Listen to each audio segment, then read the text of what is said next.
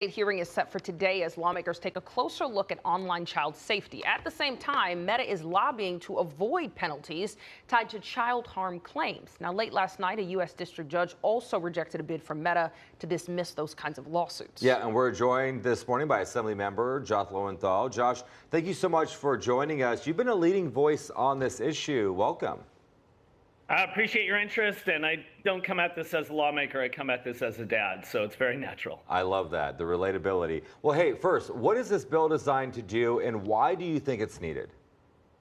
Well, AB 2 ensures that California holds platforms accountable for the harm that they cause to kids by setting penalties to social media companies for up to $1 million per affected child for the harm that's caused by negligence. This is harm that's proven in court. It's simply setting damage levels. This is a duty of care that all products that children use are accountable to. Helmets, toys, seat belts, car seats, you name it. And social media companies should not be exempt from that.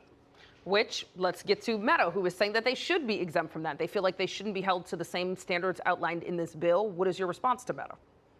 Well, it's difficult, you know, regulating a multi-trillion-dollar industry that's larger than the state of California itself. And so, of course, they're going to try to find ways to absolve themselves from liability. But, you know, the only thing that's truly meaningful to those companies is a financial pain to their shareholders, to their board members. And that is precisely what this bill seems to get at. If they're going to offer the harmful features, that they're going to continue to do the things that are driving this anxious generation to become the first in recorded history with worse scores academically, intellectually, math, reading, IQ, than the generation before it, then we are going to hold them accountable for that. Yeah, you know, we've done countless stories on social media, the effects that they have on kids, on adults. What concerns do you have specifically about the impact that social media can have on kids and teenagers, for that matter? Well, listen, we're in an existential moment in history. We literally have a declining birth rate. And that's not to say that social media is the only cause of that, but they are the part of this change in society is directly relatable. Kids are not socializing the way that they used to. The alarming rates of youth suicide and eating disorders, depression, anxiety are off the charts. We should all be alarmed that our kids are spending, on average, 5 hours a day on social media sites, 7 to 9 hours a day on screens. That's more than time in school. And think about the oversight that we have in school. We have, you know, credentialed teachers, we have curriculum review, we elect the board members, we know the teachers, we know the administrators, we have back to school night. And in social media, we have none of those things, none of that oversight, and horrible, horrible outcomes. Absolutely. And as you've said, there's study after study showing what those outcomes are. Okay, so what message are you hoping lawmakers and tech companies take away from today's hearing? And are you hopeful that the two can kind of come to some kind of agreement? Well, we're always hopeful for that. And this is not like tobacco. We don't want these products to go away forever. We simply want them to start at a place of safety and work backwards from there. And this is really a 95-5 issue.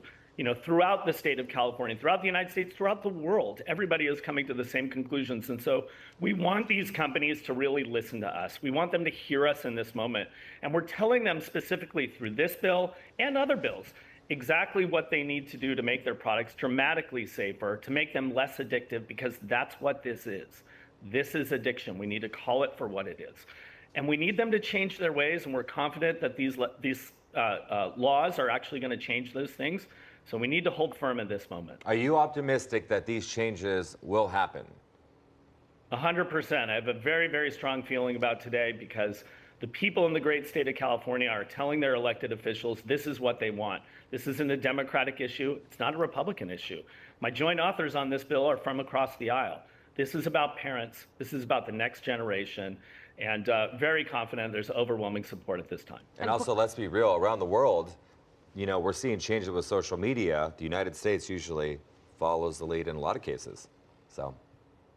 Yeah, it is interesting. In continents around the world are raising the minimum age. They're insisting that these harmful features are taken out. And it's across all religions, demographics, socioeconomic levels, continents. They're all arriving at the same conclusion. And we're doing the same here in California. All right, Assemblymember Lowenthal, we appreciate you joining us this morning, and we'll watch what comes of today's hearing. Thank you so much. Appreciate your interest.